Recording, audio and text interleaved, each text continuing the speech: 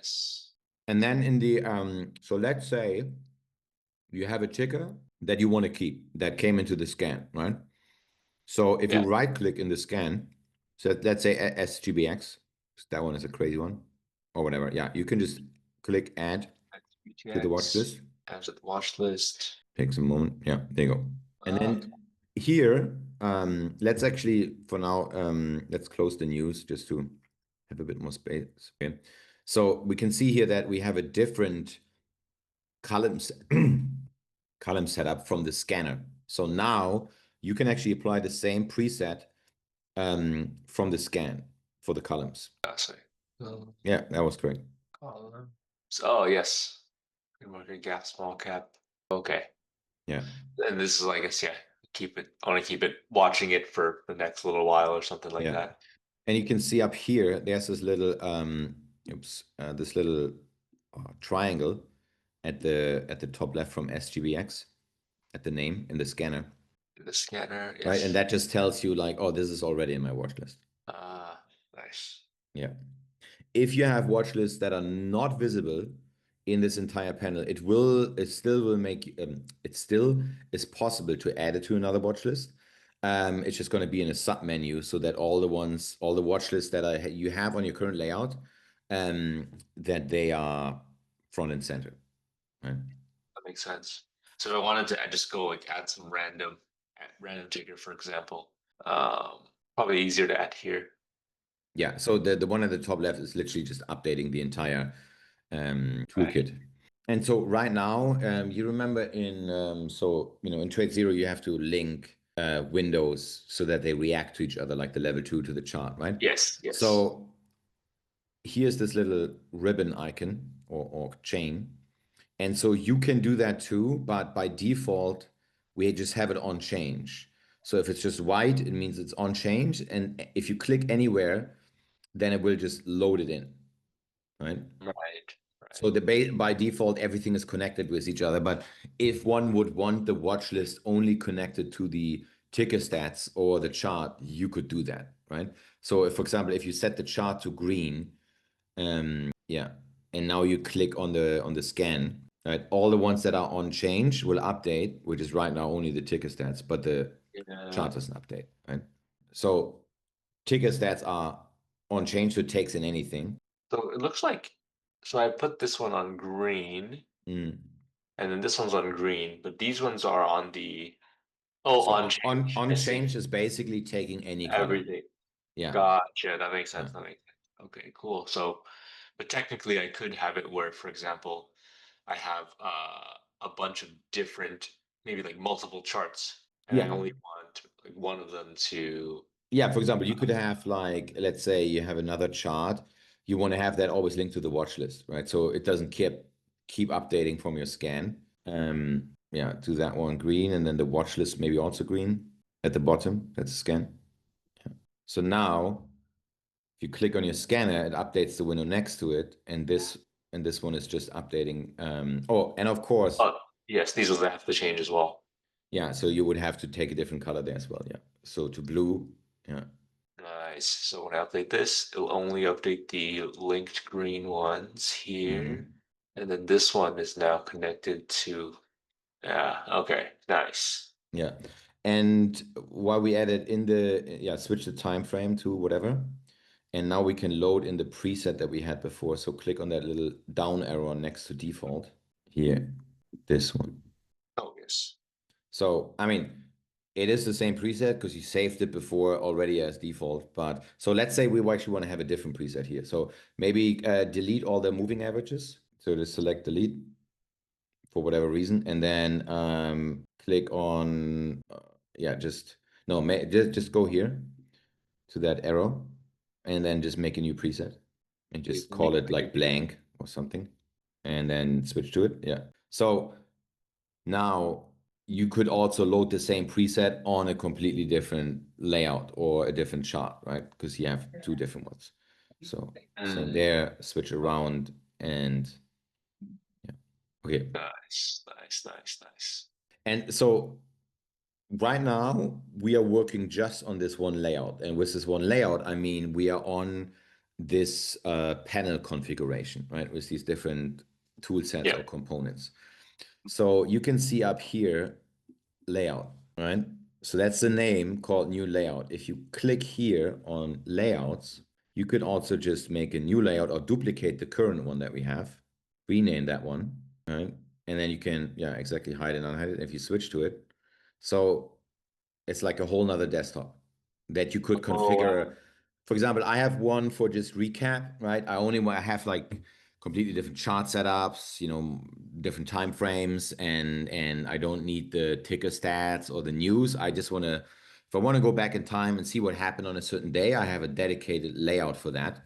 You can still, your scans are still sharing, right? So if you set up a scan on one layout, it will be the instance will be linked on a different layout. So if I change here this scan, it will change on the other side, right?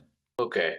That's just important to remember that you not change the scan here and then you wonder why it's different suddenly in the other one as well. That makes sense.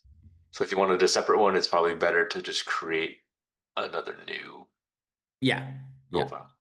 But I mean, there you might want to have the same, you might want to have a different one, but it's just important to know that the new layout doesn't create a duplicate of the whole scan stuff, right?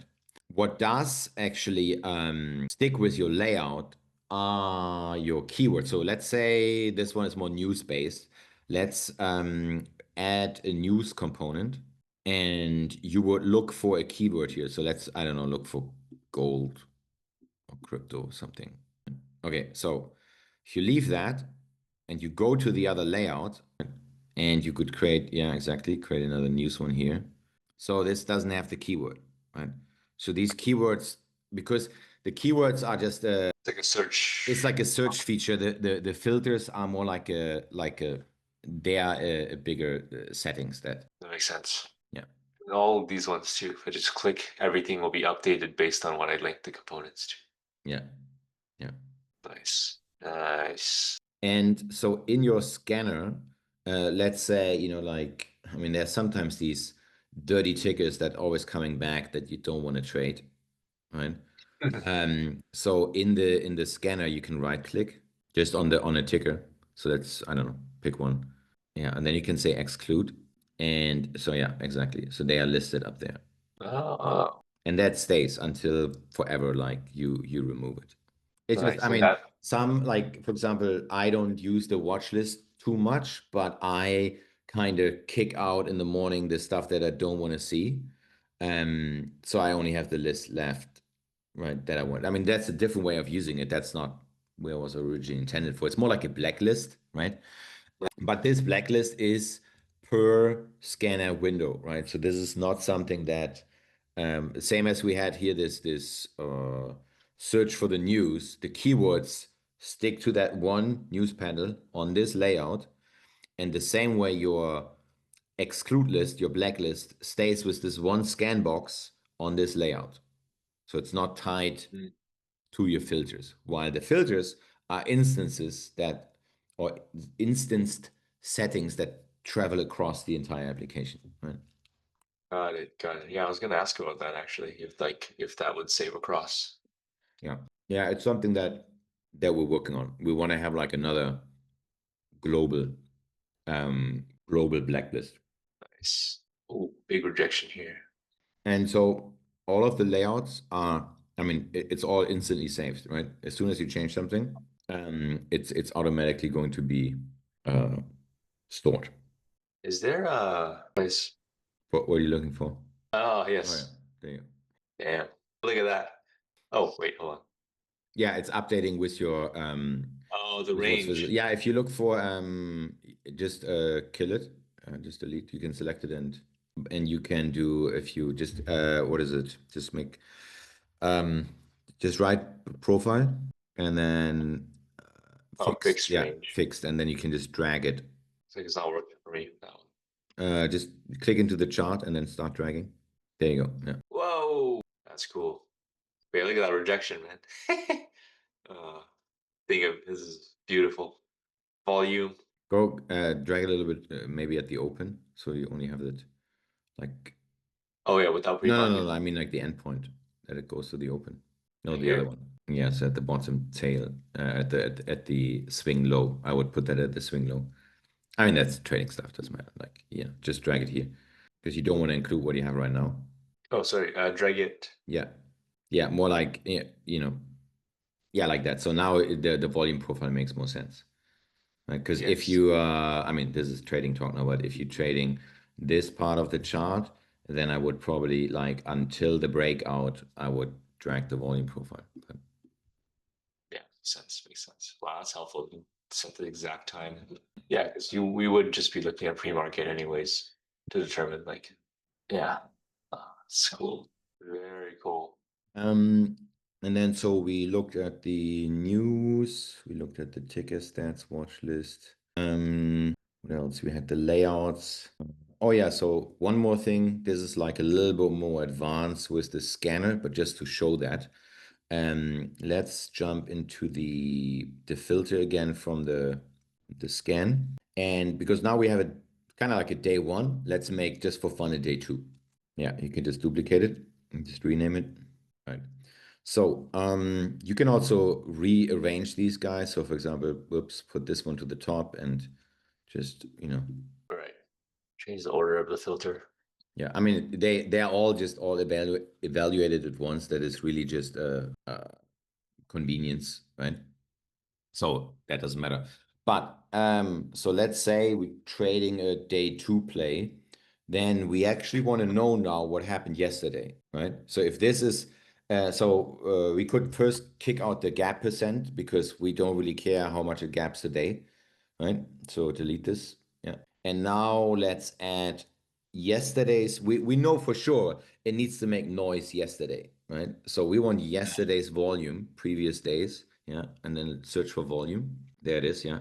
And we can see here A D minus one, right? And you could target, I think we can go back like 5 days just in within the scanner uh, Mm, in terms of targeting days. And so yeah, put that probably maybe like 10 million or something.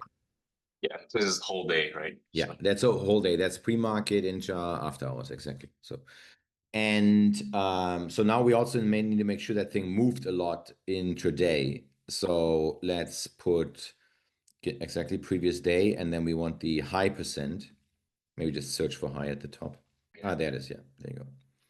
And put high this. percent. Does that just mean from the open to the highest? No, so this is actually good question. So this 5% is from the previous close, right? So which Okay. if it let's add here 50% just for an intraday mover, right? But you just brought up a good topic. So what let's say it actually doesn't move much intraday, right? But it just went super high in pre-market and it made maybe a lot of volume there, right? So now you could say, okay, we want these guys with 50% or click on the right side on the or, and now also use the previous exactly. And now you could look for pre-market, just write that's a price high. So let's Yeah, I'm gonna change that. So look for pre-market. Yeah, exactly. And then write PM. So what do we got here? high Pre-market 5%. Yeah, percentage. let's pick that one. And let's say, so either it makes a big intraday move, or you could have like, I don't know, maybe even also 50 or 40. Yeah. So that you just obviously at the open, right? If it dies, because this is the pre-market high, right? So it could fade and then open very low and just keep fading. So yeah, just write 40%. What doesn't really matter. Yeah, Looks like this one's not saving for me for some reason. that is weird. Try again.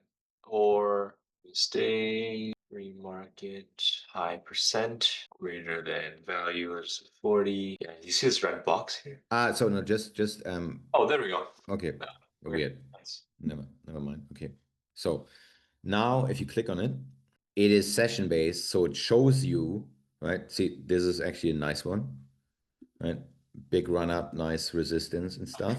Not the most ideal situation, but it works, right? But the most important thing is we selected something based off a criteria mostly from the day before. right? Yes. We need to have another volume and it needs to have a move either in pre-market or intraday, right? And then we put another few things in there where we said like, oh, actually we carried that over. We wanted to have a minimum amount of volume in pre-market, right? That's what we had right now, right? Yeah. So you could take this a little bit further and, for example, say that, which is still the case here. Let's click on some of the other tickers to see what we got. Yeah, that's more Big like it. pre-market move. Yeah, still a more classic one. Click on the one below in the scan. Let's see if we have something else. Okay. Well, okay. I just want to one extra that you could do, right? For a day two play, if you click on the first ticker in the list. So let's pretend if you if we stay there. Actually, I don't know if pre-market went over here, right? But let's say the price move went up higher above yesterday's high. Most of the time, that's not a good situation for a day too Yeah. short, right? So you Yeah. could actually make sure that that is excluded from the scan, right? So go to the filters again, and this is where it gets fun. So you could say pre-market price. So click on the filter and say, so this will be for today. So this is, yeah, I'll just, Pre-market price. yeah, pre-market price. And then switch it to be smaller. And now we're not going to pick a value, we pick a metric. Yeah. And then you could say, go to yesterday's selection. So we want to have previous days, and you're going to exactly intraday high. Good one high. Yeah. So now you're not ever going to get tickers where that's the case. So it wasn't really the Nice. case today, but right. And you could even look Yeah. at like, oh, I want to be below yesterday's VWAP. Or you want to be below the pivot point and stuff like that, right? So yeah. Mm. And let's say we deal with the first red day, for example, just hypothetically. You can then also say, oh, you know what? The yesterday should be that day should have made more volume than the day before. And that day should have made more volume than the day before. Obviously, you can also say like consecutive green days and consecutive gap ups and that kind of stuff. But you can build relationships between the different days. Wow. How far back? How many days can you do that for the filters? You can do that. I think in the new version we might gonna go up to 10 for some, but Wow. normally it's up to 5. That's still good. See, like, yeah, 3 days in a row Yeah. with a certain trend or something, and then yeah. There's one more. Let's see. I don't like how saturated is your head right now because it's. We could maybe do like a second round because now you saw literally the Yeah. complete thing of the top list. Yeah, maybe a second round. Yeah. It's a lot of stuff, even just with the even with just the first Yeah, man, the ticker stats that just can, fry your brain alone because the possibilities are so big for what you yeah. can do there. Nice, man. No, this was a good first session overview. Let's schedule the second sesh. Yeah, awesome. All right, I'm gonna grab some food. Family just asked already, so awesome. This is a great platform, man, dude. I love how again it's like very user friendly.